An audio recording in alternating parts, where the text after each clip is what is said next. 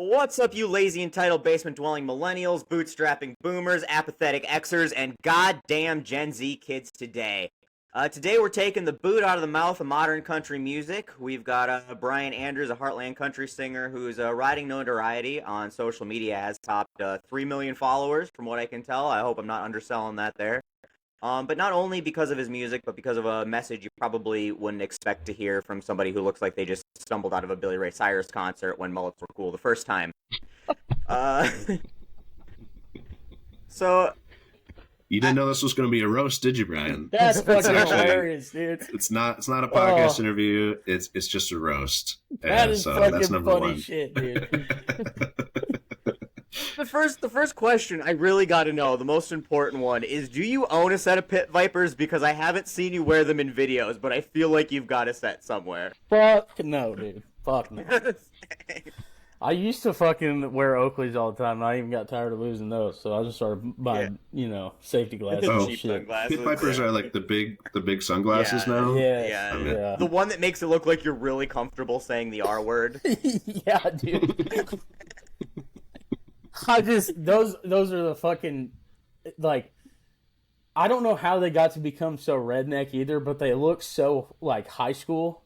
You know what I mean? Yeah. Like, high school in a small town, like, every kid is like, oh, dude, I got the new vibes, dude. You know what I mean? So, I don't know.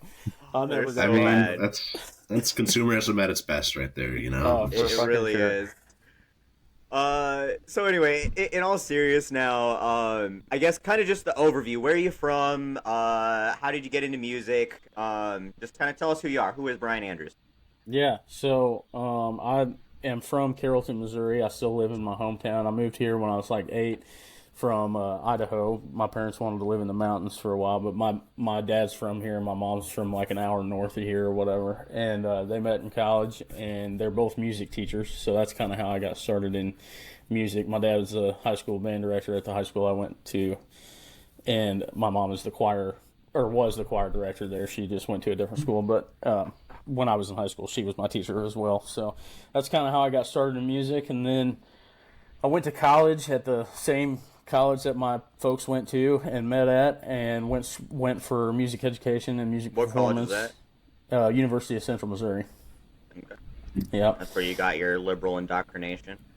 Yeah, no, both my parents left, actually. We'll get into that.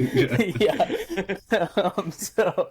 So no, I went there, and I was there for music ed and music performance, and decided that I liked snorting Xanax a lot more than I liked going to college. So I dropped out of there, and then got clean, and then went back to school for a couple years, and I still fucking hated it. So all my buddies that I went to high school with, a couple of them were working on the road welding at the time, and there's a really good welding school here in Missouri called Missouri Welding Institute, and I decided I was going to drop out of college and go to welding school, and then started working on the road for about 4 or 5 years. And then started writing my own songs when I was in college, because I started playing guitar my senior year of high school. And then when I was like super depressed and doing all them pills and shit like that, that's when I really started writing to try and get through it all. And then when I got off the pills, it was a really easy way for me to just, get emotions out, I guess. Being from a small town, we had never heard of therapy, so it was an easy way for me to do that and kind of get those things out. And I just kept writing, and then started writing songs about working on the road and stuff that I would see out there, and it just kind of snowballed from there. Especially once TikTok really became a thing. I got TikTok in 2019, and at the time, I thought I was late to the game because all my buddies already had the app, and they were like scrolling every day at work, just watching funny videos. I'm like, fuck, dude, I want to see these videos, you know what I'm saying? So I downloaded it, and then I saw other people post covers and stuff like that, so I was like, fuck, I could do that, And then just started posting songs that I had written on there, and it just snowballed from there. And 5 years later, here I am at 3 million followers and just signed a record deal, so. That's crazy. That's awesome. It's funny you think you were late to the game in 2019. I got started in 2022. Like, I'm way behind. Yeah. No, dude, that's what I'm saying, because I remember, like, when I was, like, in college, I remember hearing of, like, the app Musical.ly or whatever, but, everybody thought that was a app for teenagers to do dances and shit. You know what I mean? And it was, and then it turned into TikTok, and it just started gaining popularity, and like everybody had it. And I was like, what the fuck? Like, I want to see, because my buddies would show me videos at work, and I'd be like, that's fucking hilarious. You know what I'm saying? Because it used to be, I don't know if you went on TikTok when it was very first going, but like, just to scroll. Like I said, 2022 is when I got on there. Like, I missed the entire story arc of TikTok. It's weird. No, it just used to be fucking videos of, like, people doing random shit, like people souping up a fucking lawnmower and taking it off ramps and shit like that. You know what I mean? So, like, I wanted to see that kind of shit, and then I, started seeing other people post their music and stuff on there. I was like, well, fuck, I can do that, And then it just started going crazy. And I'm definitely not the only artist that fucking helps. I mean, TikTok is pretty much the way of the world in the music industry now. So, but yeah, that's pretty much how I got my start. So. Sort of taken over for MySpace for artists. Yeah. I suppose. How old are you? I'm about to turn 29 on Saturday. Okay, so you caught a little bit of the MySpace years then. Yeah, like when I was real young. Yeah, I don't even. 29. Like... I'm like, oh yeah, 29. You're only a couple years younger than me, and I'm like, no shit, you're like 6 years younger than me. I keep forgetting how goddamn old I am these days. No, dude, I like the MySpace thing. I remember making an account and like. Mm-hmm. Never fucked with it for like a year, and then Facebook was the thing. So like, they had a big music thing on MySpace. Like that was like they had their own record label and everything, and people could start uploading. It's kind of where social media and music first came together. Yeah, and people could start doing that independent stuff, and so. I'll never hit MySpace was ahead of its time. Gonna die in that hill. It really was. It really was. That's when we got on the bad timeline. Was when we traded in Tom for Zuckerberg. It's like Tom just wanted us to be happy. He loved us. Yeah. He gave us this great social media platform. We're like, no, fuck you. We're going to Zucky over here. And now we literally called it MySpace. It's personalized social media, like interconnectivity instead of fucking ads on your fucking homepage. So besides the music, you're big into hunting, fishing. You started a company with your dad, outdoor kind of apparel company. It's the hat you're wearing right now, I'm assuming. Yep. Going Ghost Outdoors. And that's been going for a couple of years now, right? Yeah, about a year. We're still starting with just hats and everything because it just gets overwhelming at times. But I mean, I wanted some kind of brand and something that I could do with my old man because I know he's about to retire and stuff like that, and I just thought it'd be super fun because we both really love hunting and fishing and stuff like that. So, especially whitetail deer hunting. So I mean, it was easy for me to kind of turn it into something like that, and it's super fun to do with him. So awesome. And then, do you do comedy as well? I mean, I know you got a bunch of skits in your videos, and I don't know if that's just a side project or you do stand up or anything. No, like that. Man, I never have done stand up, but I always said if my country music career fails, then I'm gonna give stand up a shot, dude. Those who can't sing do stand up. Yeah, dude, I've got a note in my phone of like all the bits that I think of like for stand up routines, and I just throw them in there for like ideas and shit, and then one day I'm gonna write a special. And then I'm gonna fucking do it. Have you ever thought of doing like music comedy? No, I just like I don't know. I just take the music too serious to like want to do like the satire avenue or whatever. But like I definitely see the value in it because I used to fucking crank Weird Al and shit like that when I was a kid. So.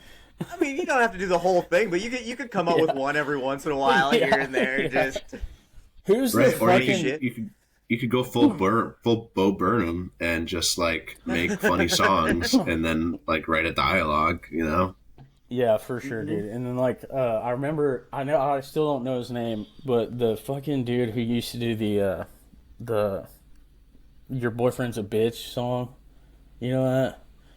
Because your boyfriend's a bitch, he ain't shit. Okay, yeah, I remember the song. I remember the song, but I don't remember the person.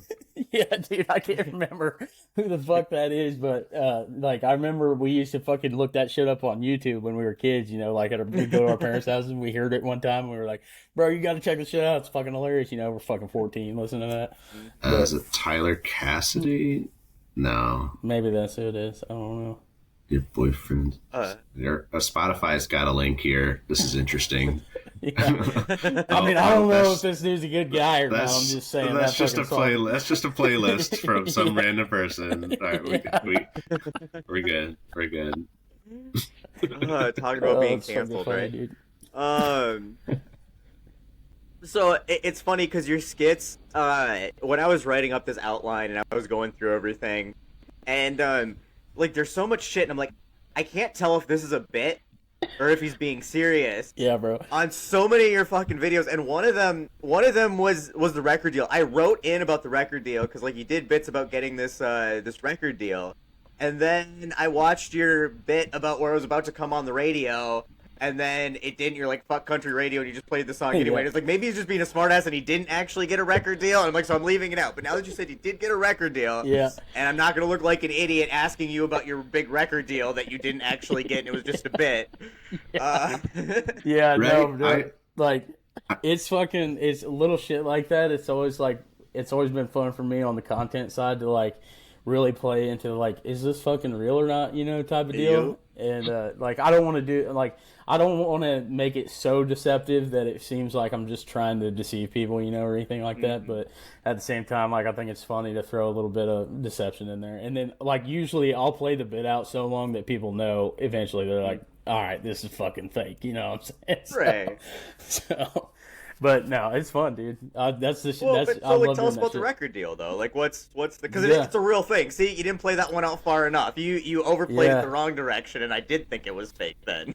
Yeah, no. So we signed that deal not too long ago, actually, just in the spring, and went out to LA and wrote a bunch of songs. And one of the first songs was the one I just put out, Blue. And I started posting about it, and like I don't think we really knew. Like, we didn't have a plan together about, like, release schedules for anything. You know, we were just trying to write songs, you know, and get some songs in the catalog and stuff like that. And we were like, well, I really love this song. I wrote it a couple years ago and then finished it in Los Angeles with a couple guys. And I listened to the demo, like, over and over and over and over as soon as we got done writing it while I was there. And I was like, dude, this fucking song slaps, so I'm just going to start posting about it. So I kept posting about it, and then eventually shit started going viral, and I was like, fuck, dude, like, we got to put this shit out, you know what I mean? And then people were saying, you know, we got to put it out, and it just, like, it took me too long to, like, realize how long that process was going to take, I think, and, like, getting it mixed and mastered and everything, and trying to get everything sorted out for it. So, and I wanted to get some more songs written before I put anything out anyway, so... and get them, like, demos done and stuff like that. So it took longer than I wanted to, but, you know, for me it was like, how can I keep the momentum going on the content side for it? Because, like, it went viral a month ago. You know what I mean? Yeah. Or 2 months ago. So I'm like... which is fuck. 10 years in internet time. Right, exactly. So I'm like, shit, dude, I don't know what the fuck... Because we were like, okay, we have it done, now we can put it out. And I'm like, oh, fuck, I have to... make people watch these videos again, you know what I mean? So I'm trying to figure out all kinds of content ideas, and then I came up with the kind of like the ex-girlfriend phone call type stuff. Yep. And I was like, man, how can I fucking play that out? Like, I wonder if I have a friend that would do this or whatever. And I was like, I don't know, it seems fucking cringy. I'm 29 years old, you know, like, I'm going to call up one of my girlfriends and be like, hey, you know, or friends that are girls, not girlfriends or anything. Yeah, but, no, I get what you're saying, yeah. And be like, hey, can you fucking pretend to be my ex for a fucking video, you know? So I ended up fucking pre-recording here's letting the cat out of the bag here on the podcast, but ended up pre-recording those audios and then running them through a voice changer and then would just, you know, act to it in real time or whatever. But yeah, because I mean, those are some of the bits too. Oh, go ahead. No, I mean, you do a good job at it. So, like, I mean, it looks for like your first time viewing it, never seen anything, like, it looks real enough for sure. Right. It, you know, for somebody who is on TikTok too much, it's like that 90% real, and it's like 10% like, wait a second, this feels a little uncanny valley, kind of like, yeah. And then I'd start seeing the comments. Every time I know I make something up, like, as soon as I start seeing comments that are like, this is fake, you know, then I'll respond to them or type back to them. I'll be like, yeah, you got me, or whatever, you know, or say some dumb shit like that. So hopefully, be like, nah, it's totally real. Come on.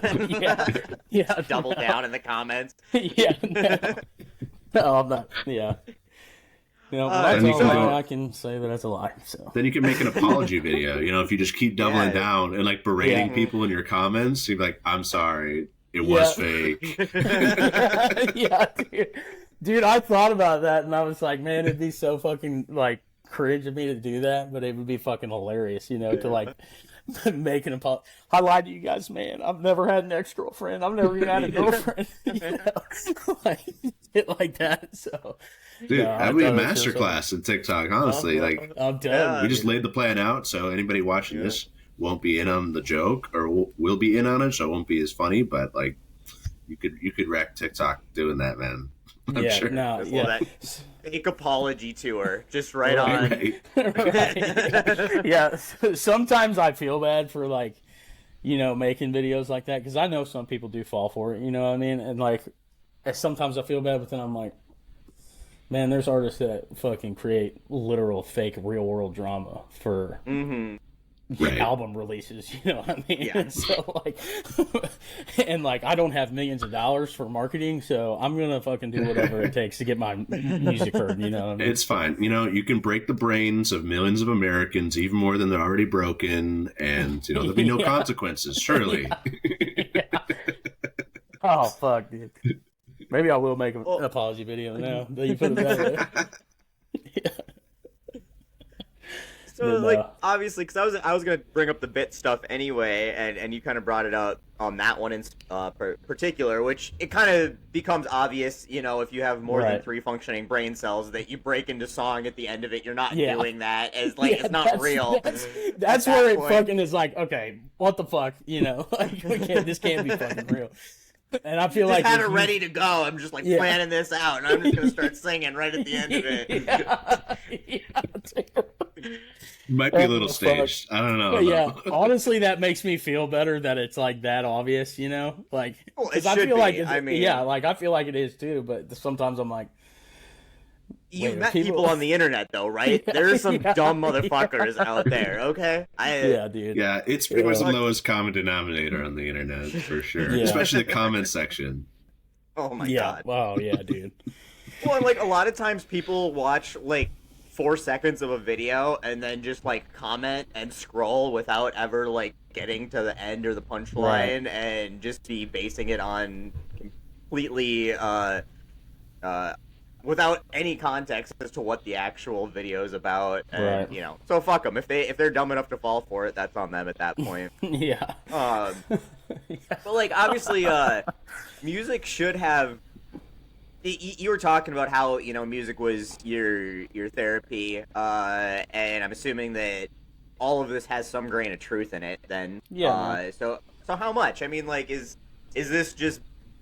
Are you basing this off of stuff that really happened, or is it a lot of creative liberty with these skits?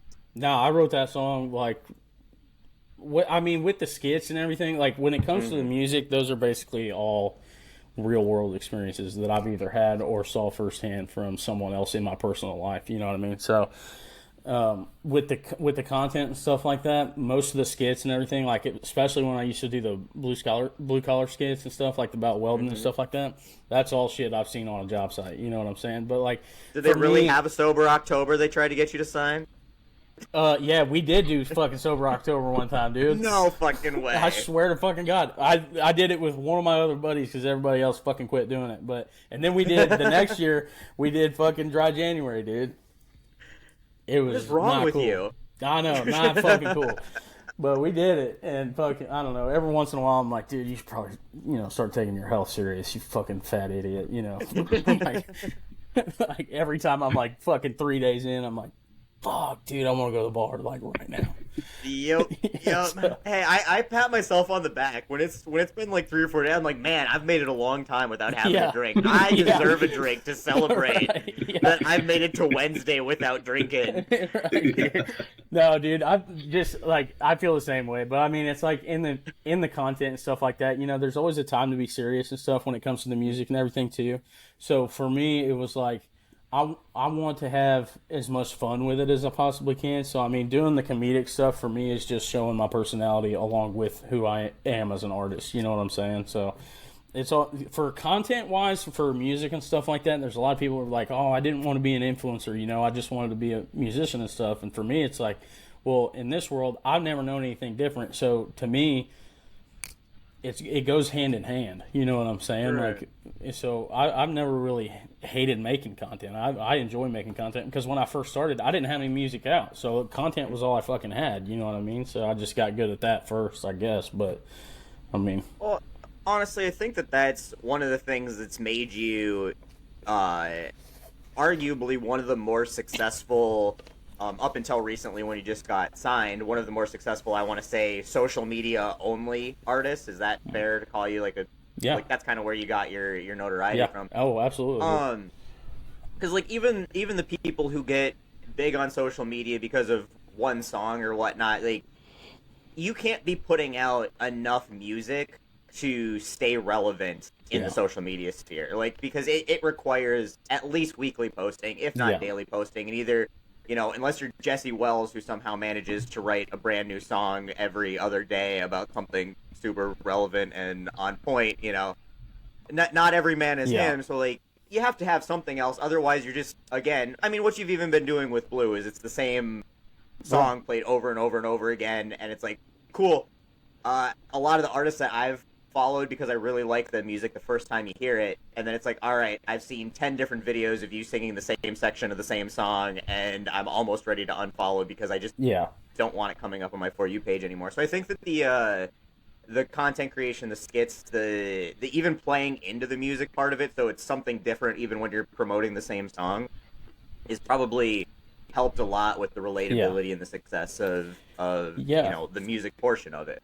Yeah, because I mean, you show who you are as a person too. You know what I'm saying? And like I think like people don't want to follow just a song anymore. You know what I'm saying? They want to follow people that they can relate to. So for me, it was like, like how can I blend them both? And I've had a great time doing it. I mean, like you'll never catch me bitching about having to be an influencer as an artist. Yeah. You know what I mean? So like, because to me it's. I don't know. I think it's just as fun, to be real. Like, yeah. Well, I mean, I can't speak on the music part because I've got the musical talent of normal people from the Midwest. But I found that the content creation for Billy me has Joel, been definitely one of the most fulfilling things that I've ever done. What about Billy Joel? I mean, not normal, again, Bob though. Dylan. Bob Dylan's from Minnesota too. Bob Dylan. Yeah.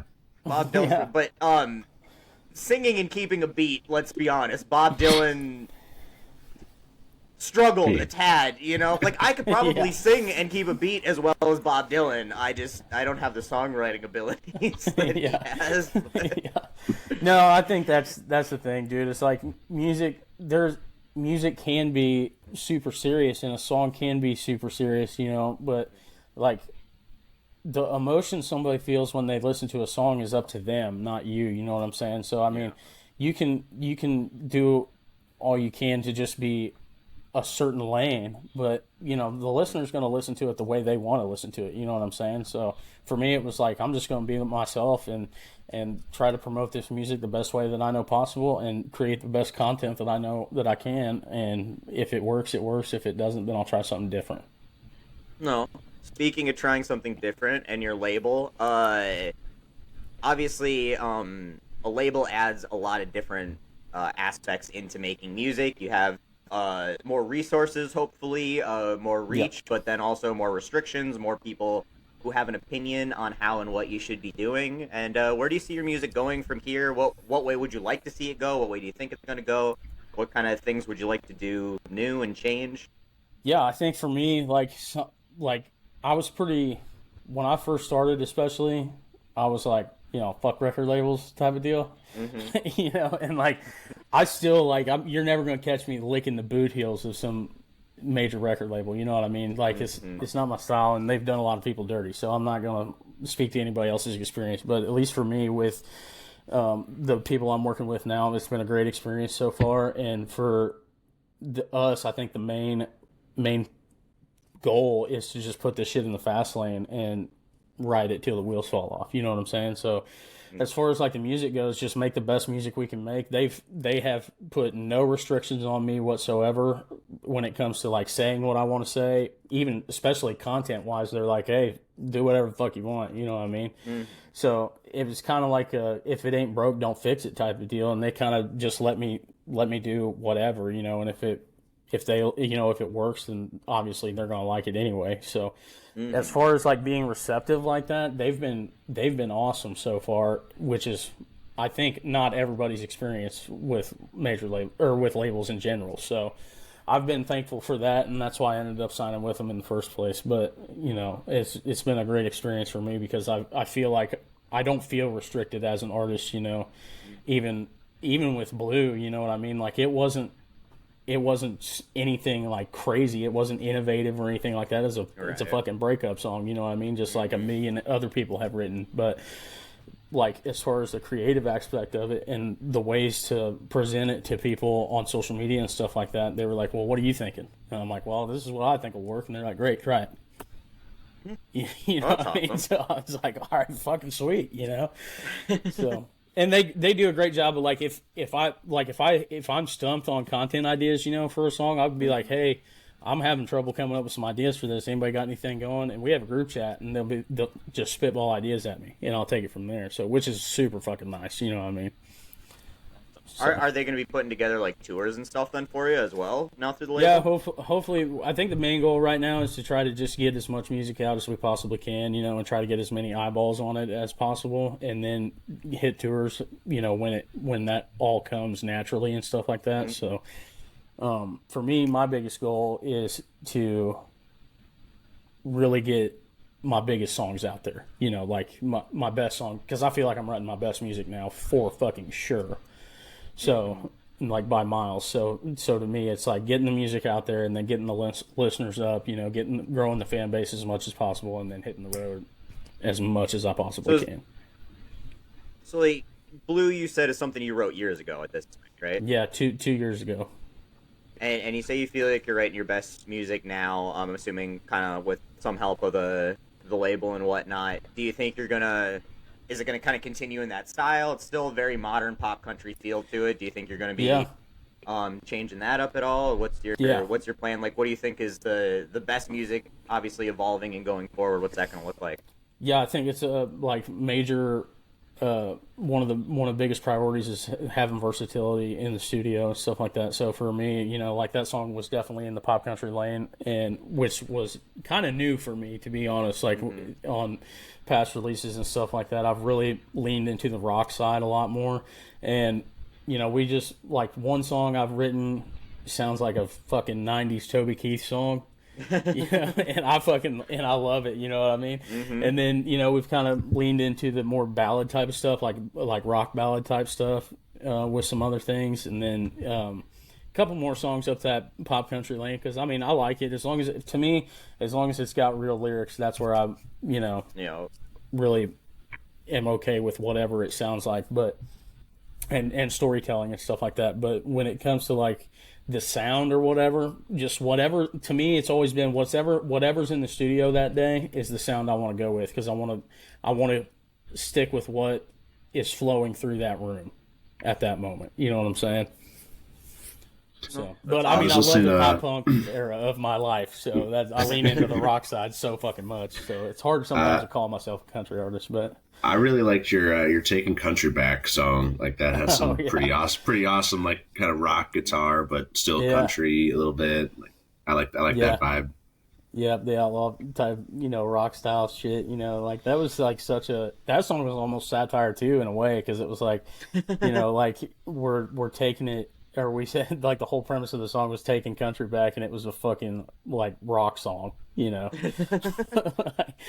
So I was like, I mean, it's part of what country music has become, and I don't mean this offensive at all if it comes across that way, but it's become so bastardized. Yeah. Because it's kind of the landing point. It feels like for everything that just doesn't fit anywhere else. Or it fits everywhere else, and it's just you know, it's always gone through its sort of iterations where you had Hank Williams and the very twangy early days of country, and then obviously in the 80s and 90s you had much more rocky type country, and then it moved into this. I guess it hasn't really moved into a pop genre. It's just pop has kind of taken over, and country sort of became a catch-all after. I think really Garth Brooks showed how much money could be made off of country music. Yeah. And they just started labeling everything as country, and I think that that's where it gets difficult because anybody can call their music country, and then you can switch over to the pop station and hear the same song being played on that station, and it doesn't really have its defined borders anymore like it used to be, which is I'm sure nice for artists because they're not as constrained by the outlines of the genre, but it also in some ways it's kind of lost, what it is, at least in mainstream radio country. I don't know what your thoughts are on that. Yeah, I think for me, like as an artist, I call myself a country artist because like that relates more to my lifestyle than it does the music I make. You know what I'm saying? Like I've never just because like I grew up in a small town, and have done country shit my whole life, so I just have branded myself that way because it's who I am, but when it comes to music and stuff like that, I don't fucking care if the song I write at that time is a country song, you know what I mean? Like for me it's mostly more about like, because I listened to all kinds of different music growing up. I mean, in the Midwest, pop punk was fucking huge when we were in high school. You know what I'm saying? So I listen to Mayday Parade to this day is one of my favorite bands of all time. You know what I mean? So for me, it was more like, well, let's just make whatever kind of music we want to make. You know what I mean? Yeah. And then see where it goes from there. And like if it's meaningful in whatever way whatever emotion I'm trying to get out of somebody in that time, then I like it. You know what I'm saying? No matter what it sounds like. So. Absolutely. I think this is a good caveat, probably to bring us to what we really wanted to get you on here to talk about, because again, I've got the musical knowledge of a deaf person.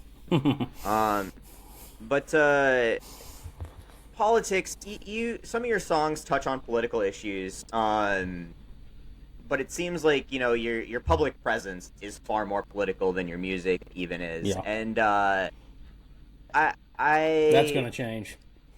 Is it? You're going to be getting more? Yeah. That's interesting. I don't see too many like political artists, I feel like, anymore. Musicians, I mean, like it's. Yeah, I mean, I don't want my fucking music to be labeled as like a new genre called politics. You know what I'm fucking saying? So like, I don't think I'm writing. I don't think I'm writing any songs that are like just outwardly so political. But I mean, at the same time, like I've started writing a bunch of controversial songs. So and I'm like, I know I'm gonna put one out because I fucking love it. And it is controversial, but like even when it comes to the political rants and stuff like that, I feel like I'm always doing the rants and I'm heavy in those videos and stuff like that. But I say things that I don't feel like are that controversial just in a controversial way. Because it's fucking social media, you know what I'm saying? But like half the shit I say is like shit that I feel like most people fucking agree with. You know what I mean? But it seems like we've been fucking beat and battered into believing that just because you believe somebody shouldn't die because they can't afford health insurance means you're a fucking woke liberal piece of shit. You know what I mean? And like, I don't feel like that's a controversial fucking take. I feel like most people think that you probably shouldn't fucking die because you can't afford to go to the fucking doctor. Right. Yeah. Feeding children is apparently now a radical leftist idea. So right. Yeah. And that's my whole fucking point, dude, is that like, it's like when it comes to the shit like that, to me, that shit shouldn't be so fucking political, but here we are. And the shit that I'm seeing right now burns me up so fucking bad that I couldn't fucking stay silent on it. You know what I mean? Like, for a long time, I didn't fucking talk about politics because I'm a country artist and I've fucking leaned left my whole life. So, growing up around my friends who are 99% all Republicans, you know what I'm saying? Like, I learned to keep my fucking mouth shut a long fucking time ago. You know what I'm saying? Because nobody's going to fucking agree with me. But so I, for a long time on social media, didn't say shit like that because I knew my audience was probably primarily leaning right, which is fine. I don't have a problem with Republicans, I have a problem with fucking cults. Yeah. Well, I mean, and I feel you. I mean, I've had a very similar experience growing up. I live in a rural town. a slightly bluer state, but definitely a very red area of it, and like, just didn't want to talk about it because obviously it's like I just want to sit here at the bar and enjoy my drink and have a conversation about something meaningless and not get here in an argument with somebody who, you know, dropped out in the 10th grade about geopolitical issues. But that's funny. Yeah, I hear all those stories, Brian, from your local bar out there in Pine City, man. That's some crazy stuff that goes on. Yeah, I did. For me, it's like, man, because like growing up in a small town, I'm sure you feel the same way. Like most people in small towns, like I don't know. Like, maybe they do a little bit, but they're not, like, super fucking MAGA, like, bootlickers for Donald Trump. They just feel like they've been fucking left behind. Yeah. Yeah. And so they've been pushed to this fucking side, and it's like, because to them, you know, they could give a fuck less about the social issues. To them, they're fucking broke, and they're like, what the fuck? Who's going to help me? You know what I'm saying? So they're looking for any kind of answer, and I think that's where fucking Democrats have failed. Is they forgot about the fucking middle class, and like maybe not even in a sense that they quit passing policy to help them, because they, you know, obviously fucking helping people with benefits and stuff like that is helping poor people, but they quit saying it out loud. Yeah, you know what I mean? Yeah, like they allowed Republicans to really create fucking that narrative of we're the blue collar party and shit like that. And it's like ridiculous. Like, name one thing that they've ever done, but again, these people haven't ever been engaged. I mean, half these people have never left their local area, their little towns, their state. You know, I'm sure you're the same way. I guess I don't know how many big cities you have in Missouri, Ferguson and Kansas. Yeah, St. Louis and KC. Yeah, St. Louis.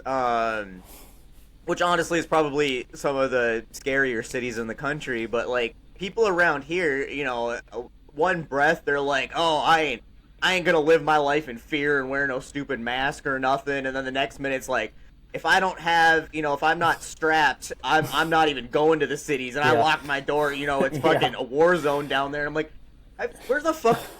You're scared of a city. It's buildings, man. Calm the fuck down. Yeah, like, I get the one-ways are a little terrifying when you live out here in the country and you're about to take a left turn and then you realize that it's all head-on traffic. I get it's a little scary, but come on now. It's not that bad. Yeah, they're like, I'm not wearing no fucking mask. I ain't scared of no fucking cold. And then they gotta fucking put a bazooka in the bed of their fucking truck just to go to the fucking metro. Well, and you know, line their truck with 4 fucking flags, you know, just to feel protected by all that freedom, you know. Yeah, I carry. Okay. Free gun in truck sticker in the back window, you know, like. Yeah. God, dude. But no, like, I had somebody the other day. It wasn't even the other day. It was probably fucking a month ago now. But somebody, you know, that I'm friends with or whatever, and I won't say who it was, but that, you know, they were like, truly, and they said this, you know, because everybody knows I'm a Democrat, you know, and they talk openly with me about it and give me shit about it and everything. And we were able to joke about it with each other. And they're like, you know, on a serious note, I really do try to vote for who I think is the best candidate. And then said, you know, like even when it was Obama and Romney, like, Obama crippled this country. Like, he fucking raised the deficit so much we'll never be able to pay it off. And I was like, that fucking beautiful bill just passed, dude.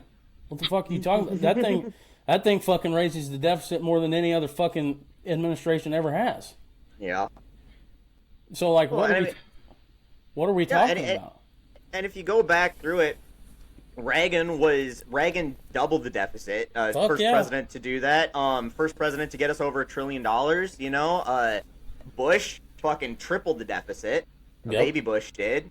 And then Trump in 4 years raised the deficit more than Obama did in 8. You know, and like that, that was the first time around, and he's going for a new high score this time. You know, and dude, it's like, that's what I'm saying. It's like, but like, to them, they fucking believe the shit because they fucking watch their form of media or whatever it is they watch, and they're being told, like, well, Obama crippled this country by putting us in so much debt. And they completely gloss over the fact that we're going into even more fucking debt now. Mm-hmm. And at least when he was putting us in debt, it was putting us in debt. I mean, he bailed out banks and shit. There's a lot of that policy that I don't agree with, for sure. Yeah, same. A lot of rich people got a lot of golden parachutes that they certainly didn't deserve on our dime. But it also was policies that went back towards the working class to get them working again, to get money back in our pockets and get the economy moving again. And this, he's putting us in debt when the economy's doing decent. At least when he took it over, it was doing decent. We shouldn't be increasing the deficit. You increase the deficit when you're in a recession. And he's doing it to take stuff away from us and give it to billionaires. And this is what, especially living in farming communities, and it's like, where do you think the majority of your fucking income comes from?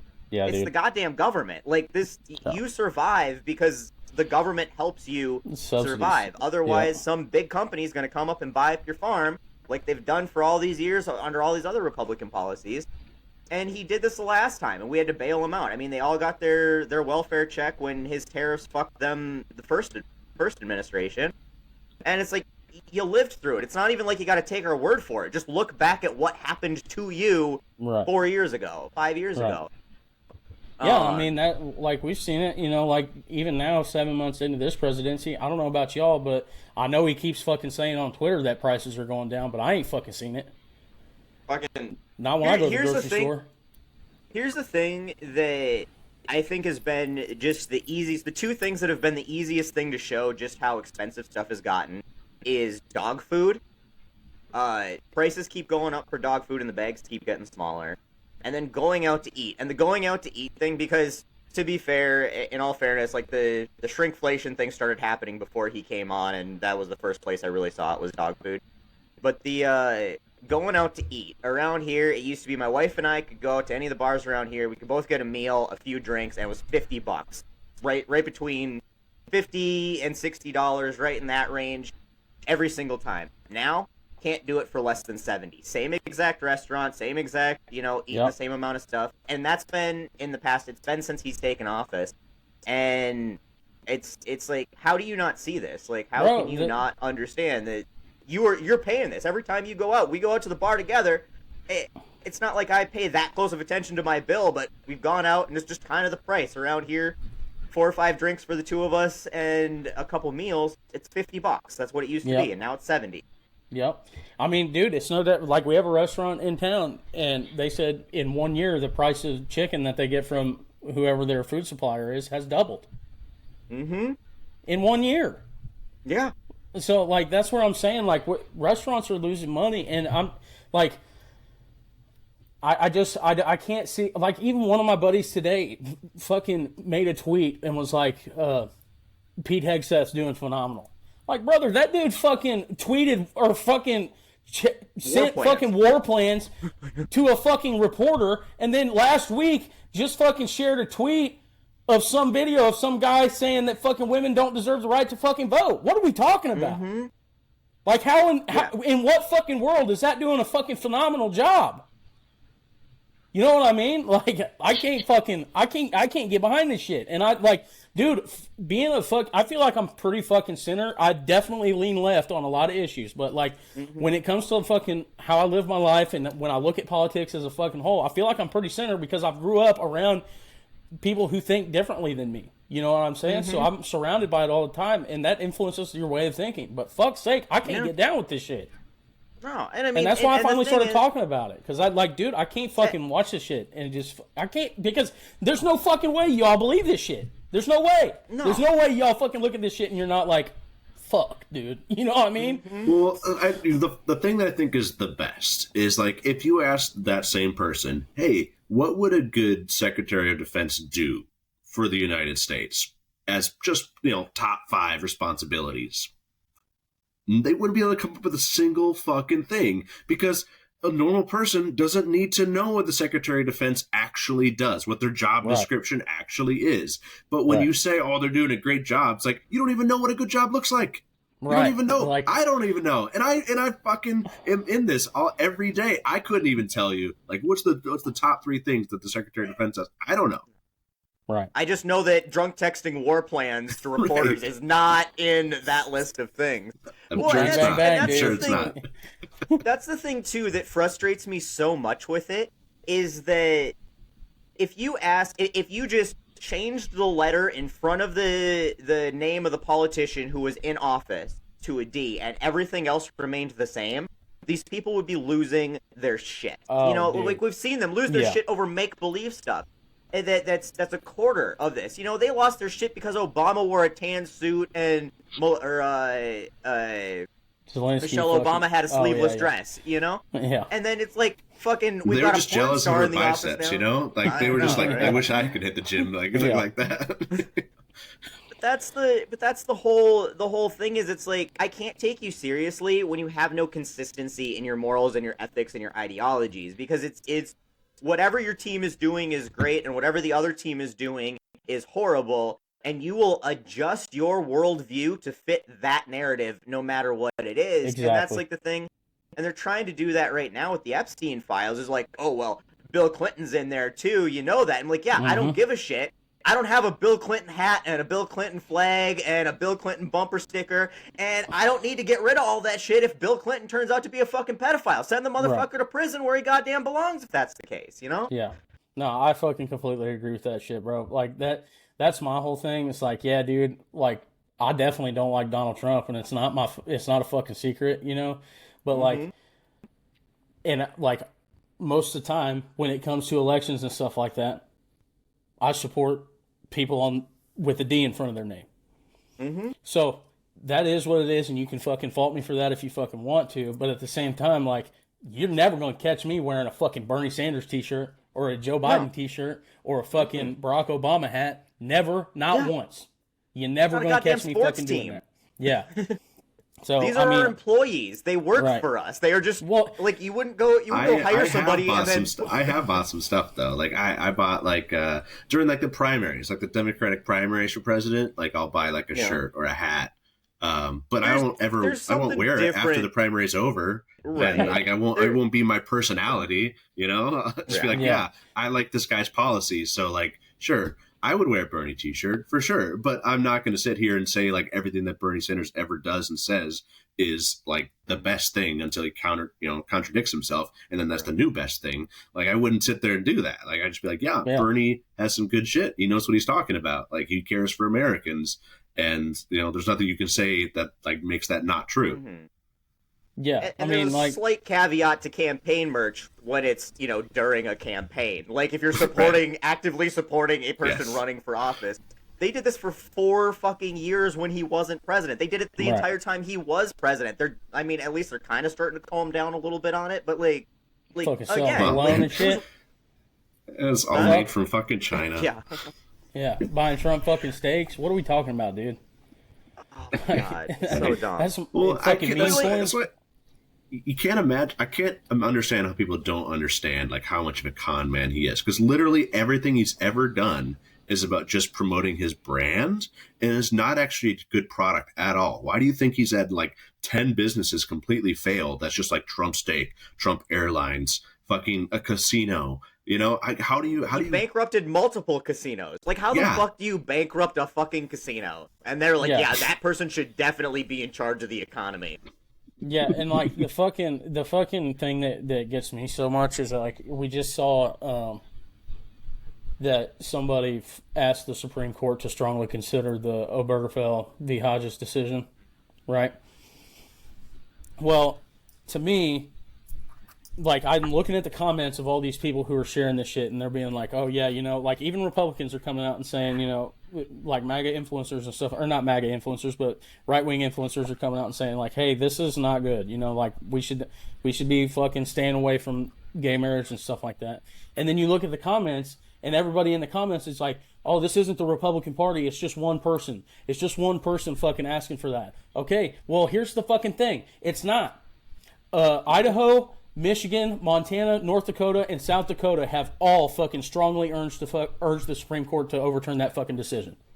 You know? That's 5 states. It's not one fucking person that's asking them to fucking do this, okay? And here's the fucking thing that gets me real rubbed raw about it, is that they'll be like, well, this is how it'll get me to leave the fucking Republican Party. Okay, great. If that's what makes you fucking leave, awesome. I think you should not leave Republicans, but leave this fucking Donald Trump MAGA idea. Yeah. If that's what makes you leave that, fucking great.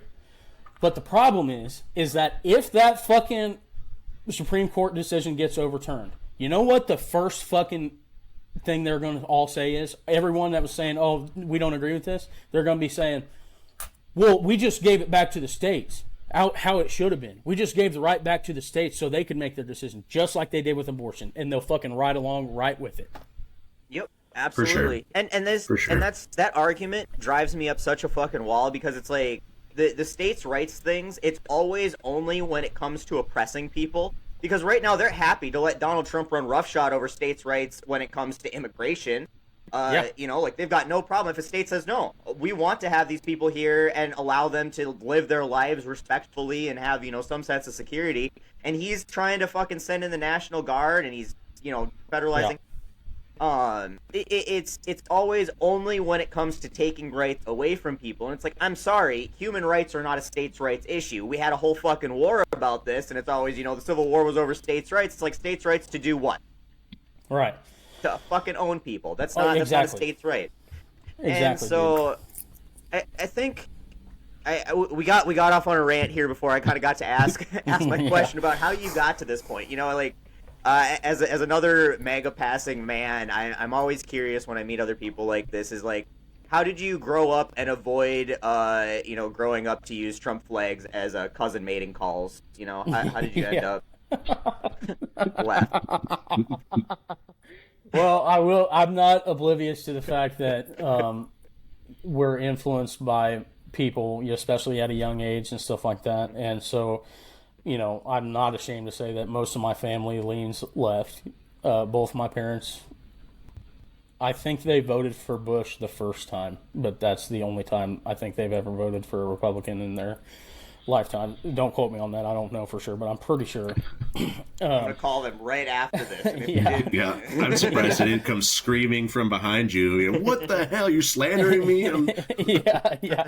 And then, I think they lean left because, you know, my grandfather worked for General Motors in the Union for 30 years, and my uncle worked for Ford for 30 years, and they were both Democrats in, you know, the 60s and 70s. So I think for me, it's always been I lean left because I'm for the working man. Mm-hmm. You know what I mean? And like, I just don't know how, the fucking party that convinced people who are broke that people who hate poor people, that people who are more broke are the reason that they're broke. Mm-hmm. You know, like, I always say that all the fucking time, like, the fucking greatest lie ever told, and I've heard this from somewhere, I did not come up with this, but the fucking greatest lie ever told was somehow how we convince people that people who make $700,000 a second convince people who make $70,000 a year that people who make $7 an hour are the reason they're fucking broke. Mm-hmm. Like, it doesn't make any fucking sense to me, and I've fucking, in my lifetime, I've always fucking tried to see it from the other side, and, like, I totally get that maybe some people feel abandoned by Democrats because Democrats fucking squeal about social issues and shit like that, and then honestly don't do fuck all about them. Mm-hmm. And then, especially as of late, and then prices are still fucking high and they can't afford to fucking eat. But I've never fucking been convinced that Republicans in office who continuously vote to get rid of benefits for poor people or continuously vote to not raise the federal minimum wage, and always vote to deregulate business. Deregulate business. People unions. who vote to fucking break unions, who vote to fucking give bailouts to major corporations on the backs of fucking Americans. I've never been convinced that they're the ones who are supposed to fucking represent me as a middle class American. Yeah, it makes no fucking sense. It makes no sense, and I don't know how you can come to that conclusion. And obviously, like, there's people who can make points about it, and I'll listen to it and stuff like that, and I'll try to see it from their way, but I just, at the end of the day, I can't fucking see it that way. Well, I think it comes from a classical conservative party as far as the last 50 years before Trump was just all individualism, American individual, like we're the best country and you're the best person for being here. And if you work your best, then you'll do good. And obviously that's not what they stand for now. And it's, well, I don't know how you run a country with an ideology of only focusing on an individual when you're literally in charge of hundreds of millions of people. But like, that was the ideology. And that's where I think anybody who was a normalish, sane person who considered themselves a Republican was like, yeah, if you just work hard, do your own thing, you'll be fine. And that's why I'm voting to not, care about anybody else, because if everybody just cares about their own selves, then they'll be fine. But obviously that's not how society and the world works. And there's pressures and there's forces and there's corporations and greed. And there's all these people who want to take and take and take and take. Right. And we don't do anything to stop them. I think part of it too is obviously individualist culture is a plague on this country. No man's island and nobody is a self-made man. There's no such thing. But it's also that idea of feeling better than somebody else. And I think that's where a lot of this comes from, is if you give somebody that they can feel superior to. So like you're a mediocre middle class person, and yeah, your life sucks and you're not really going anywhere, but hey, at least you're better than this poor person, and it's their fault that they're poor, and you can look down on them and feel proud about the fact that you're not as in such a shitty place as they are. That makes it, and you don't have that sense of superiority if it's, the whole system has fucked this person the same way it's fucking you. They've just had less opportunity than you have. Then you can't take credit for the meager existence you've eked out that they haven't managed. And I mean, I think that's where it always comes. It was back to old quips who I didn't come up with this, but it remains true, is if you convince the lowliest white person that he's better than the highest black person, he'll always vote against his own self-interest to keep them down. And that's how they got through Jim Crow and all these all these policies that hurt poor white rural working men all through the South for 150 years of Jim Crow and a couple hundred years of slavery. All of that was just convincing them that they were better than the black people, and therefore they would vote for stuff that hurt them just as much as it hurt, the people that they were seeking to oppress. Yeah, I think that's the same thing for me. It's like living in a small town, like I personally know a lot of people who take advantage of federal benefits, and they just got snipped. What I mean? And like, I don't know. I think half of it too, or a big part of it for me, is that I am a Christian, and I just don't think Jesus would do this shit. No. I mean, if you read the book, he definitely wouldn't. He fed everybody and didn't even charge them for it. So. Yeah, I just don't fucking... Healed the sick. He believed in universal health care and food and housing assistance. Right. Yeah, and that's what I'm saying. It's fucking... I don't know. What? Sad to think about when you really think about it. The craziest thing to me is that I think you could consider conservatives generally as more religious than possibly Democrats. Like that's the trope, right? That's the whatever.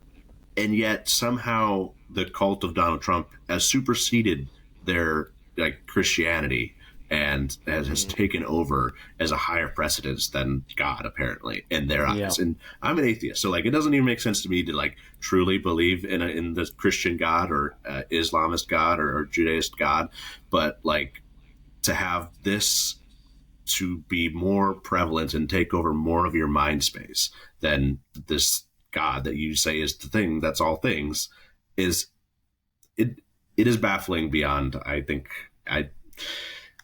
It's crazy. I don't understand it at all. It's idolatry. It's one of the it's violating one of the 10 Commandments. You know? God teaches against that.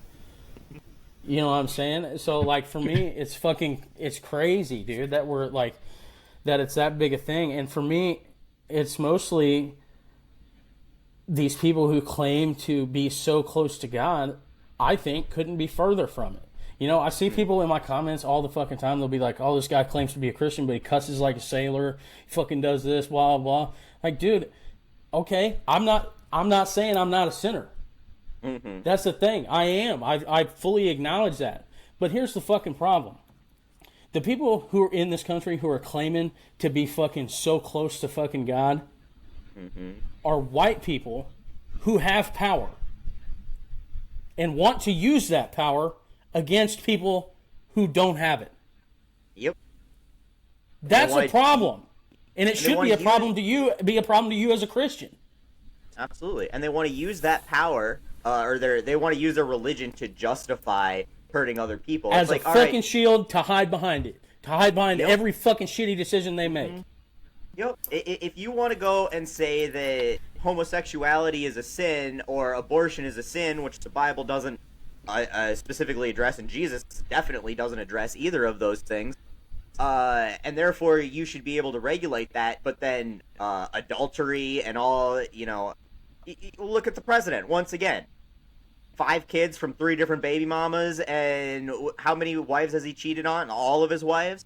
And you want to talk, the Bible real specific talks about adultery, and they're like, oh yeah, that's different, that doesn't count. But these things that aren't actually addressed in the Bible, you know, we're doing this from a moral, religious perspective, and then it's like, obviously, you can swear all you want, you're not hurting somebody else in the process. Bingo. You're not telling somebody else who they can and can't love. And then the thing that really bugs me too is, even if it did say that, even if homosexuality was a sin or abortion's a sin, legislating it makes no sense, because if you don't accept Jesus and live a godly life of your own volition, you're not living a godly life. I mean, you can't legislate Christianity onto other people if they're not accepting it of their own free will.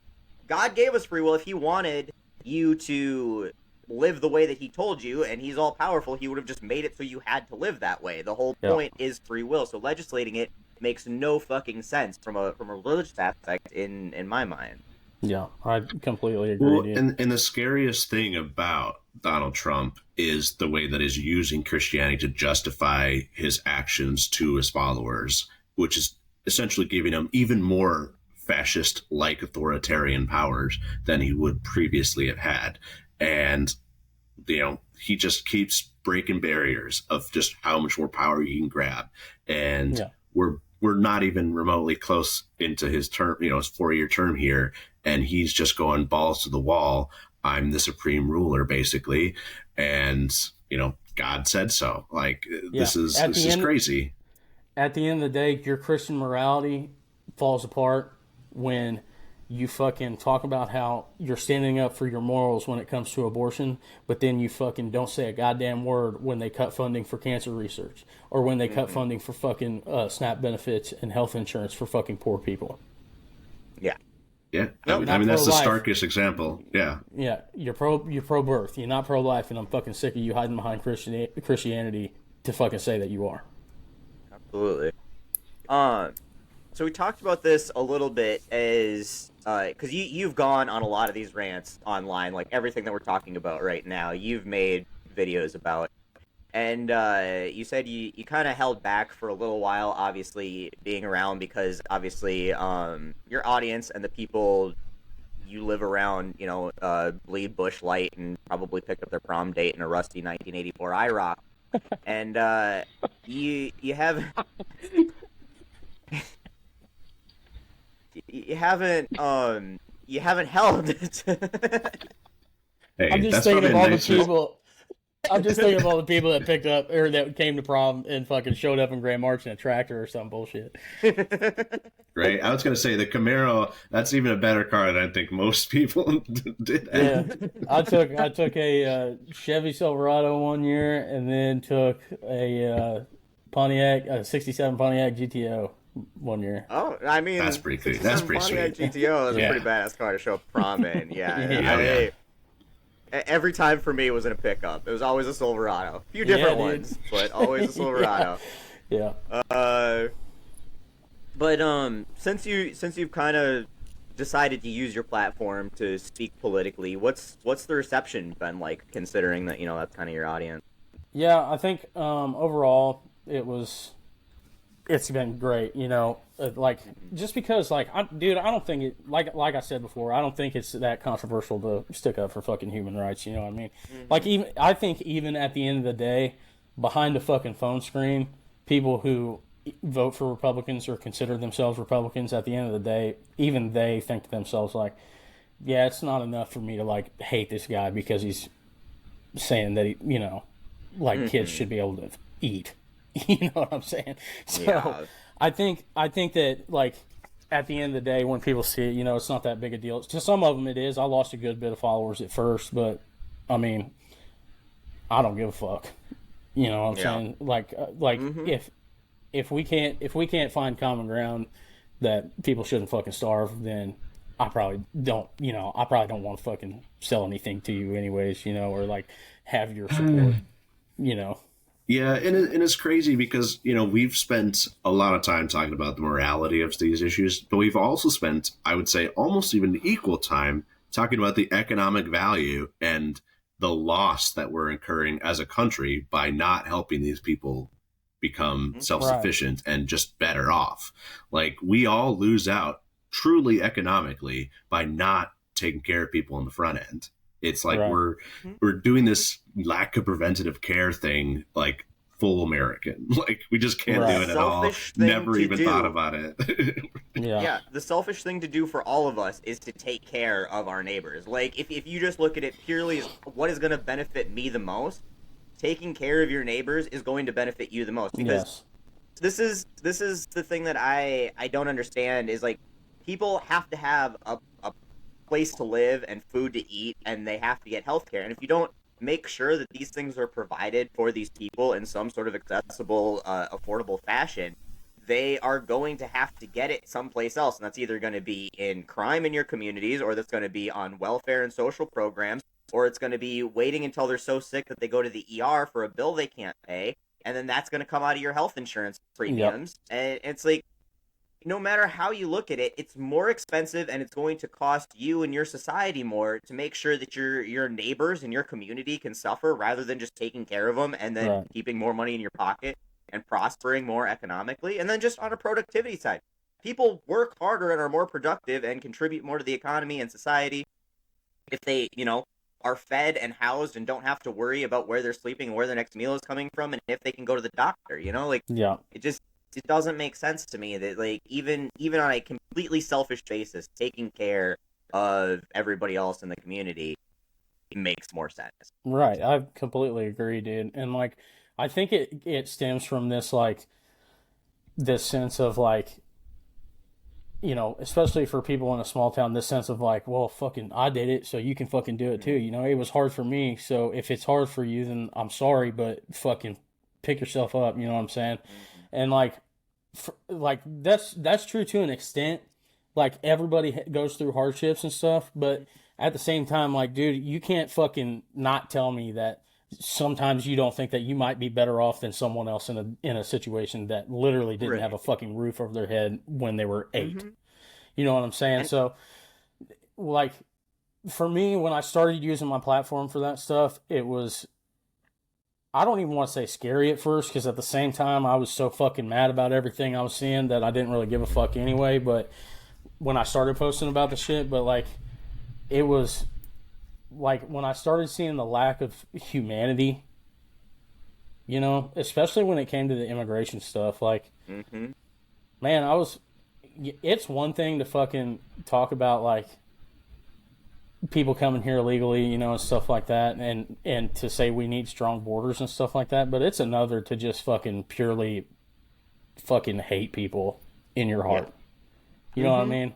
And, like, that's where to me, like, the whole fucking, when I made a video about this one time, I was like, dude, I'm not saying we don't need strong borders or anything like that, and I'm definitely not saying we shouldn't get the criminals and stuff out of here, but if you don't fucking look at what we're doing right now and at least think to yourself, like, there's probably a better way we could fucking do this, then I just believe you hate, honestly, brown people. Yeah.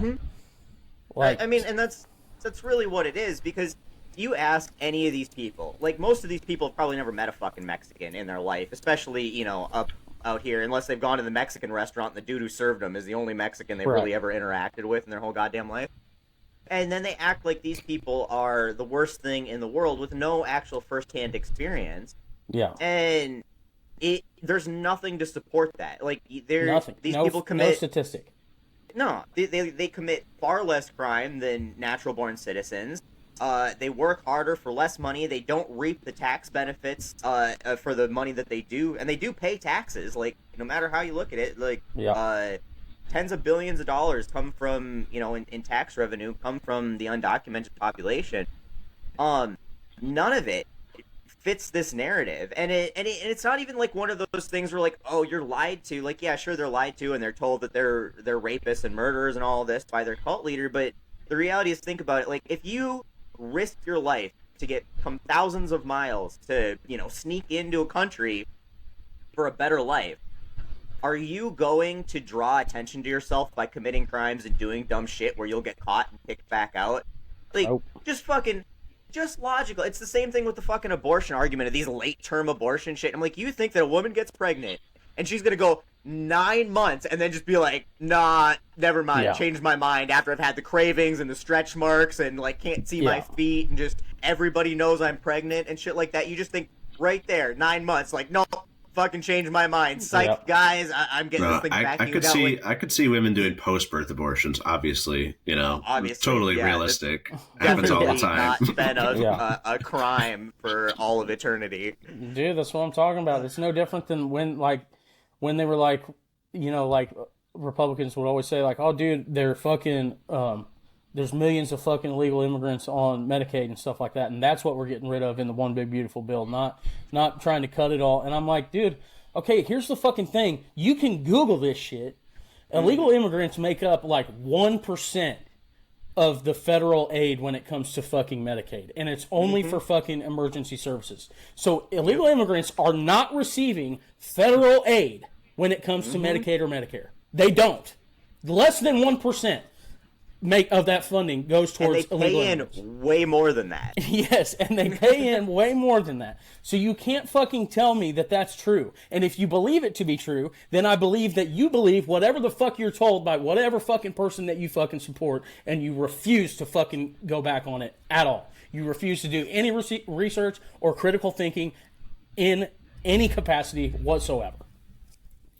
And there actually are studies out there that show that like first like immigrants that are coming from poor countries, when they initially come to the United States legally or otherwise, are generally net negative as far as services they're receiving versus like taxes they're paying in. Like, it is more of a burden. But by the time they're kids, it kind of equals out. And by the time you hit the second or third generation, like, they're contributing to society. So it's like, it doesn't matter if right now second generation immigrants contribute more per dollar per capita than any other natural born citizen.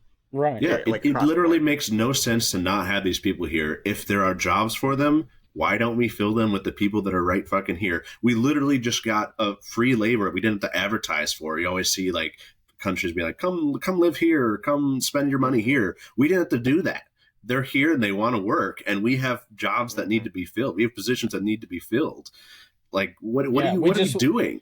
Right. We just passed aid to go towards the biggest fucking funding of immigration officers and law enforcement ever, but we have yet to fucking give aid to the immigration process to make it easier for people to become a fucking citizen of this country. Well, and that's because that's not the goal. Too. They don't. That's not their goal. Fucking exactly. Yep. So. And that's it. People don't realize how hard it is to come here legally. Like, they're like, oh, you know, open borders. It's like, if you really think we've got open borders, I challenge you to leave all your shit behind, all your identification, your belt buckle with your name on it, everything you got that identifies who you are, and drive your ass across the border for a couple miles and turn around and try to come back and see how open it is, you know? Like, and then after that, try to come up with hundreds of thousands of fucking dollars in 15 years to try to get fucking legal status. Yeah. Mm-hmm. Yeah, fucking, it's fucking impossible for these fucking people, dude. Mm-hmm. Like, Oh, So Well, yeah, and we need immigration it reform, doesn't- and we need to make it easier for them to come here, not like it, just make it still baffles me that there are still Republicans who voted for Trump who were like, I voted for Trump because on immigration he's going to go after the criminals. And then when we see, just without a doubt, they are not going for criminals. The criminals are already arrested. That's what they do. That's what we've been doing. There already was policy. There already was procedures to arrest criminal, illegal aliens and or undocumented people. So those people were already arrested. The people that they're arresting right now are just people trying to work and trying to contribute to our society. And the fact not that only that, even, but we're even arresting now, people with protected status. right? Yeah, and citizens. It's citizens. people who are going about it the right way, people who are doing the right thing, the legal way that they say to do it. And it's like, then why are they arresting people at their immigration court hearing? Like, if they're worried about people doing it the right way, people who are doing it the right way are going to their immigration court hearings. Why are they arresting them there? You know, if they're mooching off the system and they don't have any jobs and they're just using all of our benefits, why are they arresting them at work? Yeah. You know? Spouses of fucking U.S. citizens getting arrested outside of courthouses. Mm-hmm. By masked people and thrown into vans. What the fuck are we talking about? Yeah. Right. And if you can't come out and just say, these are the same people who stop... These are just the same people who stockpiled guns because when Obama declared martial law or whatever shit that they thought was going to happen. And it's like, what the fuck do you think this is? This is everything you thought was going to happen under Obama that you like had your Civil War murder fantasies about is happening right now. It's masked federal agents supposedly just kidnapping people and throwing them into unmarked vans off the street. And you're just like, yep, this is what I voted for. It's like, this is what... and again, go right back to, you just changed the letter in front of the name, and these people would be having a fucking fit. Rightfully so. They should be having a fucking fit. If Obama did this shit, I'd be having a fit. If Biden did this shit, I'd be having a fit. Like, but no, it's Daddy Trump is doing it, so everything's okay now. And like we like fascism and a tyrannical government and treading on us, just as long as it's not us, it's the brown people we don't like. Yeah, that's what I'm saying. I've been saying this for years, but motherfuckers are scared of the wrong side taking their guns. Mm-hmm. Oh, absolutely. Fucking Republicans have been the most... Every piece of gun legislation we have since the National Firearms Act under FDR, everything post that has been passed either by or directly with support of Republicans and the NRA. Yep. Every single one. Yep. Across the board. Fucking Reagan's the one who banned fully automatic weapons. He banned machine guns in the 1986 Firearm Owners Protection Act, Yeah. He supported the Brady Bill. It was named after his fucking Secret Service agent that got shot. Yeah, dude. I mean, and like, I know that we're in our fucking own little echo chamber right here talking about all this shit, but I mean, fuck's sake, dude. Like, it's frustrating. Yeah. So getting out of the echo chamber a little bit. Unless Taylor, did you have something you kind of were queuing up like you had something to say? I lost you. I got it. You're good. sorry. It's fine. Activism. I mean, you speaking up on your platform and obviously in your music is a huge form of activism. And obviously with the cornfield credibility to tell MAGA men to shut the fuck up when they try to come after these soy boy stereotypes that they pin on us. Clearly, very very soy boy over here. But are you getting more civically engaged in other ways? Anything else that you're looking at doing, or just kind of using your platform the way it is right now to try to spread the message and change the narrative a little bit? Yeah, I think for me mostly it's just been and I probably am at fault for that too. Just trying to spread the message and trying to bring attention to topics that I think matter, because I think I hold the most influence in my voice rather than action. But I mean, at the same time, like, I've always said this as an influencer, like, it takes nothing to put a GoFundMe link in your link tree from time to time. You know what I'm saying? When it comes to like stuff for like aid for Gazans or anything like that, any kind of situation going on. So that for me is what I'm trying to do mostly, and try to help out and just trying to help out in my community in ways that I can. So. Have you? I mean, have you like thought I said, about doing? Do what? What'd you say? Oh, we had Ken Casey on a little while ago, the Dropkick Murphys, and they've been doing a lot of shows at protests and stuff, which I think has been really cool. Have you considered doing anything like that? Just Yeah, that would be super dope to do, dude. I've always wanted to do like a prison tour too and stuff like that. You know, like when it comes to like talking Johnny to people. Cash. Yeah, yeah. I mean, dude, those are the people I look up to, and it's like absolutely because I like when I look back on interviews, you know, with Cash and Hank and some of them guys, you know, maybe not Hank Williams Jr., but.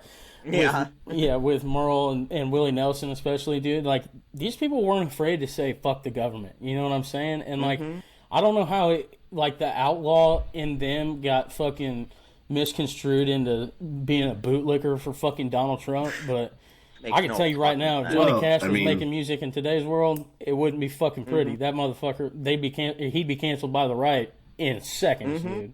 Right. So, the fact that you can listen to The Man in Black, like the song The Man in Black, and then not think that Johnny Cash was, you know, speaking out for gay people and poor people and immigrants. Right. I mean, he says it in the fucking song. It's not like it's some nuanced message that these dumb motherfuckers are just, you know, don't have enough brain cells to comprehend. Like, he's just like, I'd love to wear a rainbow every day, but I can't because all of these people are subjugated.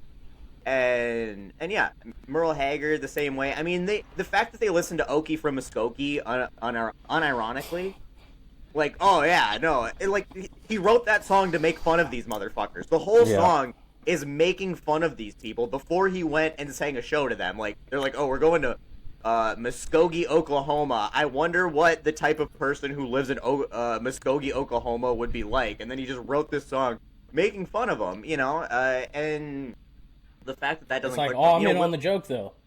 That's their fucking whole thing. It ain't no different than. It reminds me of like, and Shane Gillis does a lot. He does a good job of like towing the line. You know what I'm saying? Mm-hmm. Which, you know, is, I think, as a performer and, you know, like creator, is kind of admirable. But it's so funny to me because like all my Republican buddies like love Shane Gillis, and like I'm not saying that they shouldn't or whatever. I'm just saying that sometimes some of the jokes he says, they fucking laugh at it and think it's fucking hilarious, and I'm like, you know, it's about you, right? Yeah. Like he doesn't do a Donald Trump impersonation because he like wants to sound like Donald Trump. Like, he does a Donald Trump making impersonation. Fun of this motherfucker. Yeah, exactly. Dude, and like, I don't know. I think it's so funny because you'll see the clips every now and again. He'll be on pod and he'll be like, dude, fucking had to go home and fucking be around my fucking Republican family the whole fucking time I was there. You know, like you just see little shit like that. But I think that's why Shane Gillis is so relatable, is because he's like a lot of us that grew up in rural areas that we didn't really necessarily grow up identifying with a certain fucking political party. We just like, we were just trying to fucking be people who got by, and then we watch the shit that's kind of going on, and we're like, that's fucked up. You know what I mean? So, for me, that's where I found relatability in Shane Gillis. I know people, you know, find relatability anywhere and in different ways and stuff like that. But, I mean, as far as, like, content and stuff like that, that's where, for me, I try to be careful sometimes about what I say. But a lot of times the shit that I fucking want, like, that comes out radically. You know what I'm saying? Yeah. But I just don't feel like it's that fucking radical. Right. Well, and it shouldn't be. It shouldn't be. Like, they've made it by calling Joe Biden a radical leftist. This is where they've pushed that over to Kamala Harris. You know? Like, are you kidding me? Yeah. You think just about like a man that's like as Democrat far left ever. as Ronald fucking Reagan at this point, you know? Right. And that's really where I don't know. It's gotten frustrating because, again, these shouldn't be radical ideas. They shouldn't really even be political ideas, right? Taking care of your neighbor shouldn't be political or divisive. Right. You know, and the fact that it's become that way. Saying that we shouldn't have Nazis picking people up off the streets and throwing them in concentration camps in the United States of America shouldn't be a radical idea. Like, we should all just agree that Nazis are bad, okay? Like, that's not hard. Right, and it's almost like the fucking, when I think of, like, artists I don't want to be like, and I might catch some fucking heat for this if this fucking clip ever gets if this gets clipped, but, like, it reminds me of fucking Oliver Anthony. It's like, It reminds me of guys who have grown up in small rural areas and like they're tired of getting fucking beat down and kicked down so fucking hard and being broke all the fucking time. And then they're like, you know what, fuck this. And they start thinking like, man, this is fucked up. And then they fucking look up and a Republican's right there to tell them to hate poor people. And they look at the poor guy or the gay guy and they're like, yeah, fuck you. You know what I mean? And it's like, yeah, bro, you're fucking right there, man. You know what I mean? So the Oliver Anthony thing, it's like that had so much potential to be just societal changing with that song. I mean, From the Bottom, nobody ever heard of him. A song that really spoke to kind of the pain that I think most Americans are feeling. And then it's like, you have to throw that one fucking line in, just hating poor people. Yeah. The fudge rounds and on welfare bullshit. And it's like, you had it, and you had the ability to be that next voice of a generation and a movement, and you threw it away because you couldn't get over the poor people shaming shit. Right. And I just, yeah, it's frustrating, you know. But, like, we've got, like, Tyler Childers out there who's fucking, fuck y'all. If you don't believe that this is what country music is supposed to be about, and this is what, you know, bluegrass and Appalachia it has always embodied, like, we go back to the coal mining days, like, this is what all this shit came from. Right, they weren't dude. bootlickers, you That's know? what I'm They were saying. never fucking bootlickers, and people got, oh, well, he should just keep his stick to the music and stay out of politics. yeah, like, shut hey, up listen, and man, sing. this That's my fucking favorite song- fucking yeah. comment to get, dude. That's my favorite fucking one. And that's half the fucking reason I fucking started writing shit. You know, like, I mean, I've shared a couple clips of one song that I know is going to be a good one to promote and stuff like that and to release and everything, but that's the reason I started writing that shit, because I got so tired of fucking hearing people be like, oh, stick to the music. You know what I mean? And I'm like, bro, all right, I'll stick to it. Just fucking wait, brother. I mean, And I but see- these are the same. Yeah, I mean, these are the same people though that listen to, you know, "Born in the USA" as a patriotic anthem, and Right. like, you know, they're dumb motherfuckers. So like, you can sing it to them, and it never clicks for them, and Yeah, that's for where sure. it's like, and For sure, so dude. and they just hate it because when you spell it out for them, then they get all offended because they're like, oh, I thought we were the same, and you're not a hateful, ignorant fuck like I am, and now I'm offended. You've hurt my feelings, and I'm a little triggered, and you need to shut up and sing and just entertain me, funny man, and. Yeah. That's where it gets frustrating. Yeah, I think that's where, like, I'm going back to, you know, how I like the label so much is because, like, they found me on one of my political rants. You know what I'm saying? Oh, and awesome. and so, like, when it comes to stuff like that, they're like, dude, like, you're doing what we are telling every artist to do now, which is show more of their personality, you know? So, What is the label? Can you share it? yeah, Disruptor Records. Disruptor label. All right. Yeah, I it's mean, a I guess that's JV appropriate through- then. Yeah. So I mean, I've loved working with them so far, and I mean, like I said, they don't have any chains or restrictions or anything like that on me. So it's been such a good experience so far, and I mean, I feel like I'm really coming into who I want to be as a person and as an artist now, and especially within the last few months, you know, like it's been an incredible experience, and I'm getting to do, you know, like a lot more podcasts and stuff like that, and actually get to talk about issues and like really voice why I think the way I think, you know, that's beyond a 60-second clip or something like that on TikTok, you know. So extremely grateful for you guys for letting me come on here too. I gotta admit, I followed you a while back on one of your political rants before I even knew you were an artist. I mean, that's what hit my For You page, and then Yeah. I was like, damn, I don't think that there's enough people who look like us that are I putting agree. this face forward. And I so agree. every time somebody comes across like that, and I'm like, yes, this is what we need. We need to show Yeah. that you can be rural and not just hate brown people and, Right. you know, believe that we should take care of our neighbors. And in fact, if you are rural, you should be more that way, because so much of rural life depends on conservation and taking care of the environment. I mean, if you're going to go out, if you enjoy hunting and fishing, well, you don't want companies polluting your water. And, you know, like up here in Minnesota, snowmobiling, we haven't had snow in 2 fucking years. Like, Yeah. I grew up, that was never a thing. Climate change is real. Ice fishing, all this stuff that we don't get to do nearly as consistently as we used to. Right. And you have the same people who love this stuff trying to be like climate change is a hoax. I'm like, you see it with your own goddamn eyes. Like, Right, bro. That's exactly what I'm fucking talking about, dude. And that's why I mean, like it ain't no different than fucking voting for these fucking people. And then that trend going around, it was like, our public lands are under attack, and it would show all these national parks and shit like that. And it's like, brother, you know who's fucking trying to do that? Some dumb fuck Republican from fucking Utah.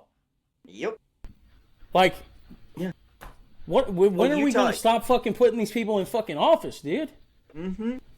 Utah, too, because I was just out there at the national parks and everything, and, like, I'm making up the number, but, like, 90% of the state is federal land, like, Bureau land management, and they're electing people who are looking to sell that shit off to private investors. Like, you know, the only reason people go to Utah is because they either want 6 fucking wives or they want to go out and enjoy nature. Those are the only 2 reasons to go to Utah.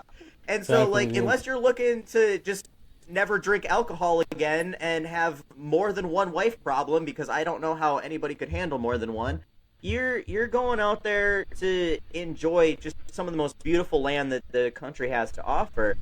And that brings revenue to your state. That's the only reason your state exists, basically, is tourism. And you want to sell that off to the highest bidder? Like, people are voting for that in that state. I'm like, what the fuck is wrong with you? Yeah, I'll never fucking understand it. It ain't no different than fucking Idaho, Wyoming, Oregon, you know. I mean, Oregon's, I think, typically blue, but, you know what I'm saying. It's like fucking... Big cities are. There's a whole, what is it, separate Oregon, or they want to cut it in half, essentially, and make it like 2 states. It's crazy. Or have like Idaho take part of it. I don't know. It's fucking crazy. Send them all to Texas. Like, send them all to Texas. We'll let Texas secede. I don't know why we've held on to Texas for so goddamn long.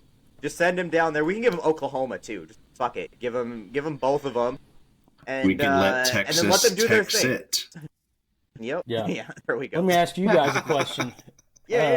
Who do you think, since we're talking about politics and stuff like that, who do you think for the Democratic Party would be the best representative to run for president in 2028? I'm on The best AOC candidate. all fucking day. AOC all fucking day at this point.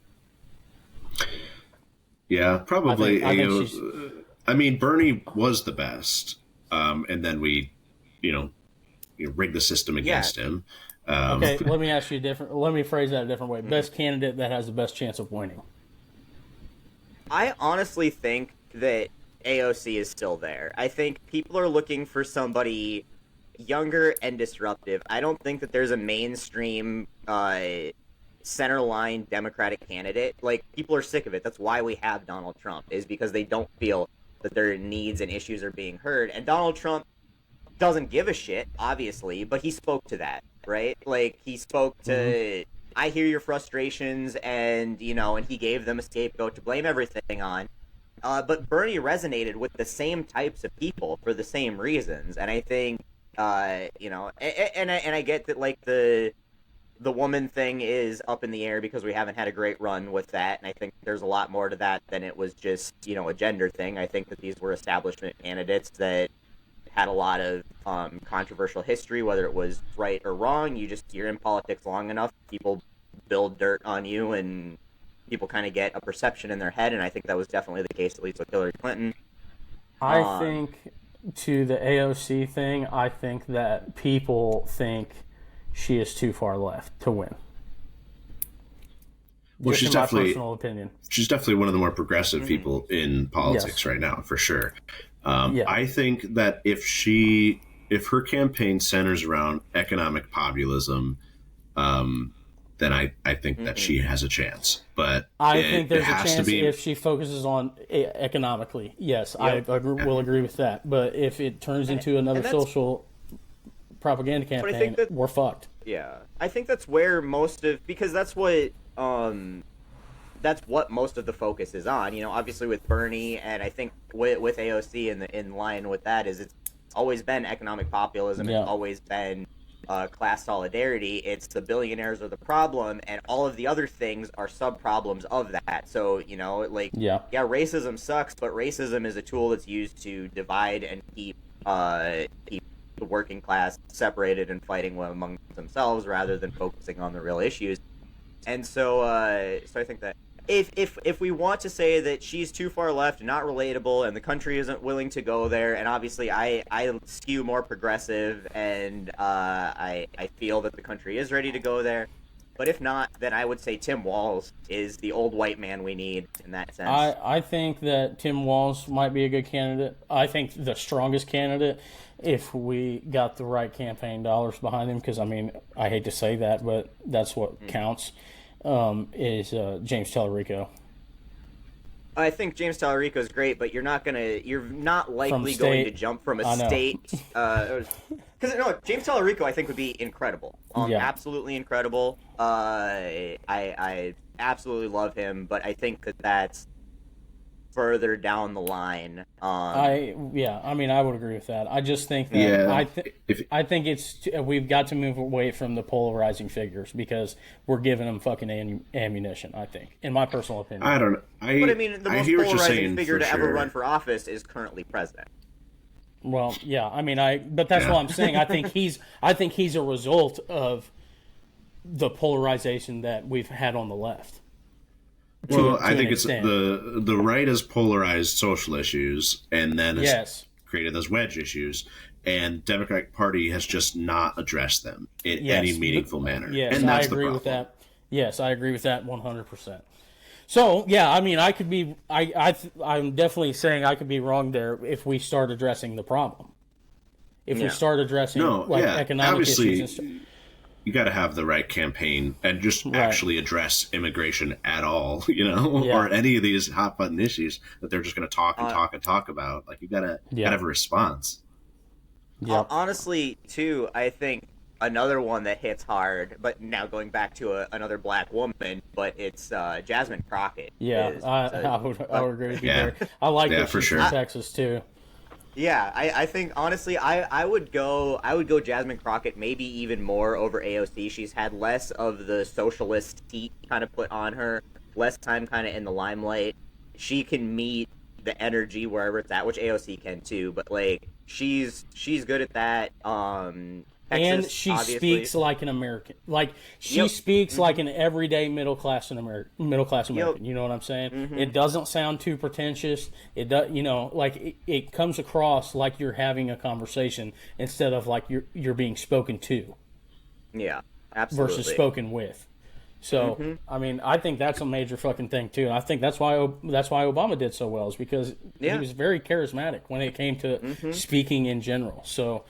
I mean, and I think that's half the reason so many people have related so hard and started supporting Donald Trump so hard in the last 12 years is because he doesn't talk like anybody else you've ever heard. Right. You know what I'm saying? I think a lot of the shit he says is bullshit and fucking really, really dangerous, but at the same time, like, he uses rhetoric that is very common among middle-class Americans. Yeah.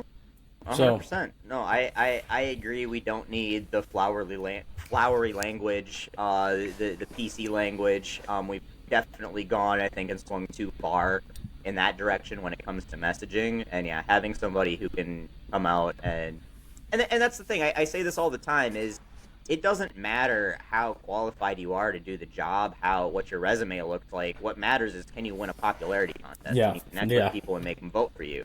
And that's what we've been lacking, So no, I think there's some good ones. I think we're a little ways off. I want to get through the midterms and see how that plays out. Yeah, same. And then hopefully, but yeah, I don't want to see a Gavin Newsom up there. Nope. Yeah, I'm afraid. I'm really afraid that we're going to see Gavin Newsom, Pete Buttigieg, and J.B. Pritzker. Those are going to be the top three established candidates, and I'm obviously going to vote for them over J.D. Vance, and if we have, if that's the election choice that it seems like is getting teed up, but I'm not happy about it. I'm not pumped. Buttigieg, I honestly think would be the best out of those three. I probably would stomp for Buttigieg a little bit, but still is nothing remotely close to an AOC or Crockett or Bernie or anybody like that. And I think that that's the point right now too, and why maybe we disagree a little bit on how far we need to swing in the next candidate is people are clearly looking for some kind of change. Politics as usual is not what people want. Otherwise, we'd had Jeb Bush or Hillary Clinton as president in 2016, right? Like, they don't want that shit anymore. And so now's the time, if we're going to make a big radical change that is going to have some big political effect, now's the time to swing for the fences on this. Because I think coming in, as bad as Donald Trump's doing, coming into the 2028 election, there is going to be people ready to vote for anybody that's not, not got an R next to their name. Yeah. And it's seizing those opportunities. And if we look back to the Great Depression, the 1930s, when FDR came in and got a clean sweep after the last time they tried the tariffs and giving rich people tax breaks and all of that, it, caused the Great Depression. That was radical change. That was a whole huge number of policies that we still rely on to these days, with farm subsidies. All of our social benefits came from that, started that, were founded on that. Minimum wage, Social Security, all of that, the TVA, all the public works projects, all of that came from that point, because people were so down in such a bad place and so ready for some sort of radical change that they were tolerant of it at that moment. And I think that if we tow our way through it, we're just going to keep kicking that can down the road until the whole thing collapses, or we get back into the status quo of completely devolving and dismantling the working class. Yeah, I agree with that. So I guess, we've gone, this has been a great conversation, and as always, we're way over time. So I think the last thing that I wanted to talk about, because again, I don't think that there's enough people who look like us who are putting out this type, saying that it's okay, you don't have to be a flag-waving cultist to still enjoy hunting and fishing and be a rural, blue-collar working American. And there's more people like us than I think people realize. It's just when you're surrounded by really loud bullies, you learn to keep your mouth shut. You grow up around these people and you shut the fuck up because it's not worth the arguments. And I think people are afraid to speak out. So, as having done this very publicly, obviously, and kind of working through that process yourself, how would you recommend other people start helping change that narrative and show that, you can believe that everybody deserves a living wage and health care and a good education and taking care of your neighbor and the environment, and still hunt and fish and live out here and enjoy, watching cars turn gasoline into loud noises and all the things that we like doing out here?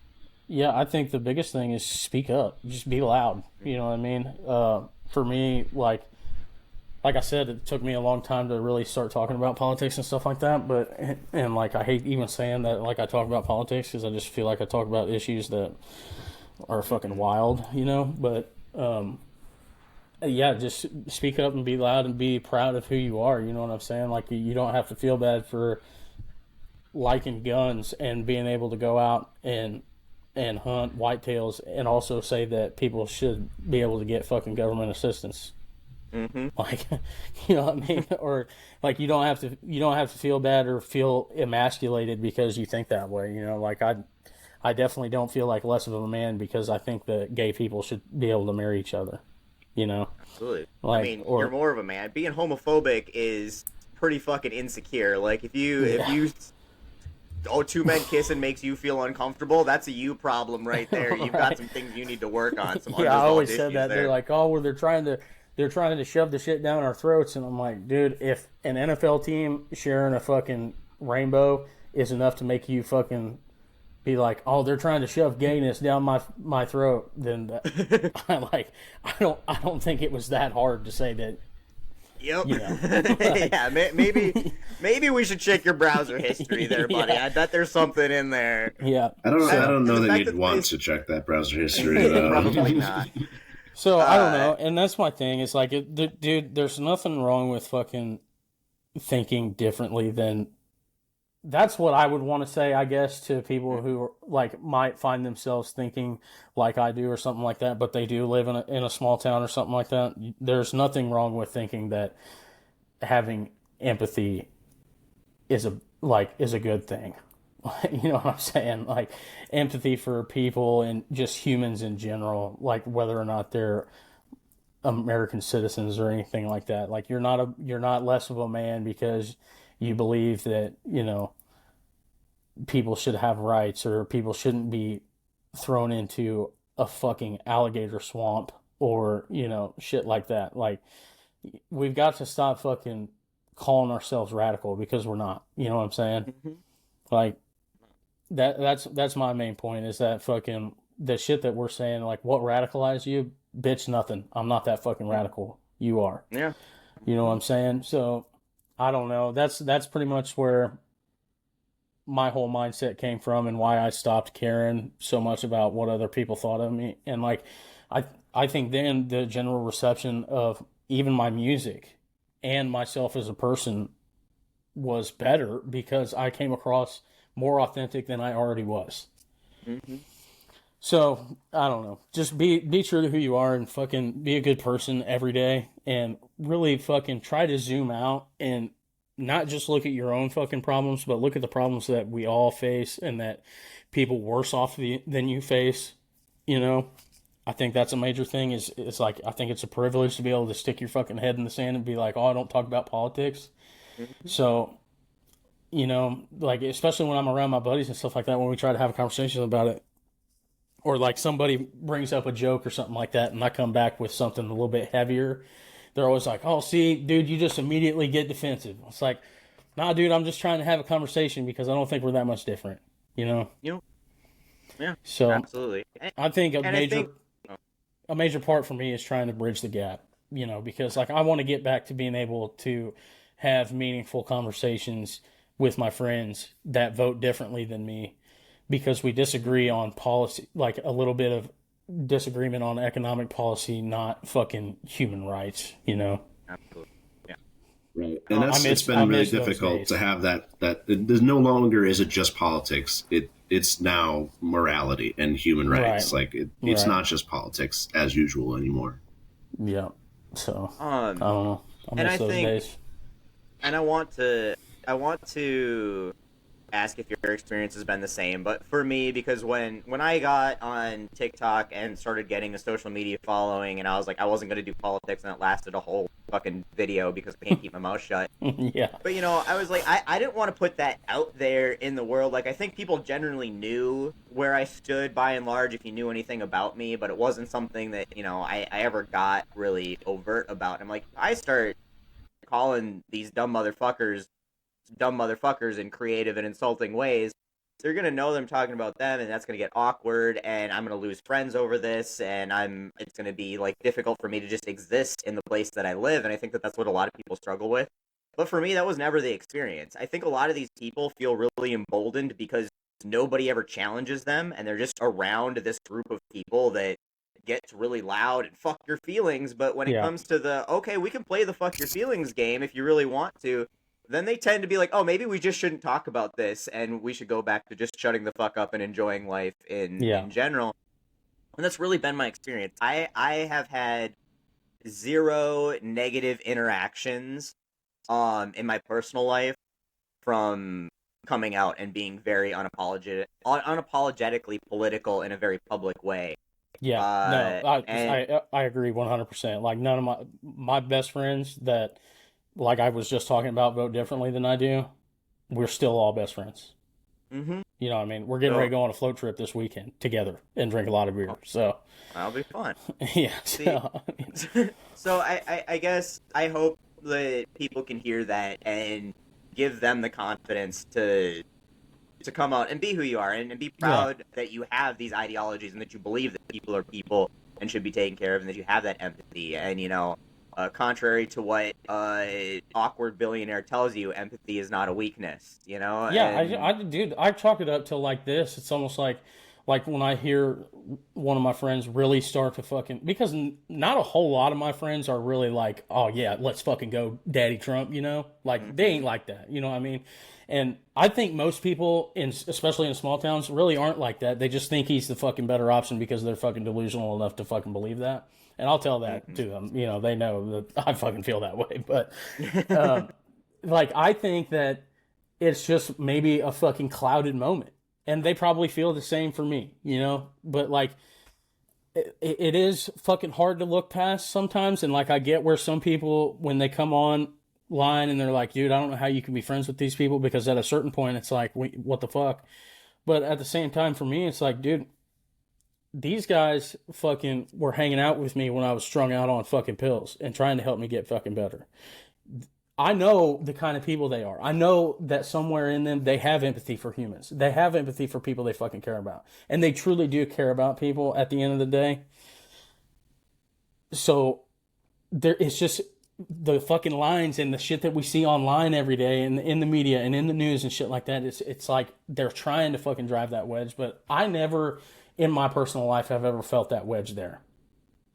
Because most of the time we can find fucking common ground. And if we can't find common ground, then we're probably not that good of friends in the first fucking place. No, I'd agree. I'd agree 100%. So, yeah, I'd say to everybody who's watching this, listening to this, and you live in a situation like us where it's rural red areas and you got rural red friends and you're afraid to be who you are, just do it. It really, it's not that hard to come out of the closet, so to speak, on this issue, and and it's something that we need to do. We need to, because I can't tell you how many people have come up to me, in my community, because I kind of participate in some like local party things and all march and parades and sit at the booth at the county fair and shit like that, and when people will come up and be like, it means so much to me that you're here because I know I'm not alone out here in the community. Yeah, dude. People it shows, dudes who look like just like me and you know, show up in a fucking safety shirt, dirty as fuck because they've been working all fucking day, will come up and be like, dude, I'm so glad you started talking about this shit because I feel the same fucking way, but I've always been scared to talk about it. Like, don't, dude. If anybody who fucking tries to cut you off for that shit, they ain't your fucking friend any goddamn way, dude. Then bitch be gone at that point. And that's right. And that's absolutely, I think, because you can be that member of your community. If you're afraid to speak out, there's 1,000 other people in your community that feel the same way. And if you just start being that visible member, that gives those people that sense of security. And you're making a difference in people's lives that you don't even know about. And I wouldn't have known about it until so many people started coming up and telling me, because I've got a platform, you've got a platform. And you may never hear it from those people, but it absolutely makes a difference. And every single person who comes out and starts doing that is one more person that gets rid of this stigma that you can't be progressive, person with class solidarity because you're blue collar. And so for sure, absolutely. All right, I have absolutely loved having you on here. We've taken up 2 hours of your time at this point, but I want to give you a chance here to plug all the stuff because you got a lot of big things going on, and I want to hear it all. All the shameless self-promotion you want to do, take it away. Yeah, we just put out a song called Blue. If you want to stream it, I'd love you for it. It's about a shitty breakup, just like everybody else has written in their life. But everywhere else you can find me is just at Bryan Andrews Music, and I've enjoyed being on here so much. I appreciate you guys big time for letting me come on and kind of talk about some of the stuff that I don't normally get to talk about on a capacity that's longer than a TikTok video. So appreciate that big time. Absolutely. Well, we've loved having you. This has been a great conversation, and we'd love to have you back as kind of your career hopefully takes off and you get bigger and have other things to come on here and plug and talk about, and then we can bullshit some more about, everything that's wrong with the world. Fuck yeah, we'd absolutely love to have you here. So, until next time, we appreciate all of you guys watching and listening and giving us the opportunity to have these conversations. The only reason that I can convince people like Bryan here to come on and bullshit with us is because you guys listen. So we appreciate the hell out of that. If you want to support the channel, please come on, and just watching and sharing does that. But obviously, financially, we've got merch, offjoewagon.com, both Let Them Eat Toast merch and my personal merch. There's subscription options on YouTube, paid subscription options, member options, I guess they call it, whatever the fuck. I can't keep track of all these forms. But yeah, however you guys want to do that, we always appreciate every little bit of support in that way, because this stuff does unfortunately cost money in the capitalist hellscape we live in. But we appreciate that, even if you just watch. And please go follow Bryan Andrews. It's good music and just great takes from, somebody you wouldn't expect it from, and that's what we need more of. So thank you so much for being here. Yeah. That's right. Yeah. Thanks everybody for tuning in. It was great to meet you, Bryan. And the podcast is almost paying for itself here with your guys' support. So really appreciate all the audience sharing and subscribing. If that's all you can do, we love it. We appreciate it. So Yeah. thanks, guys. We'll see you next week.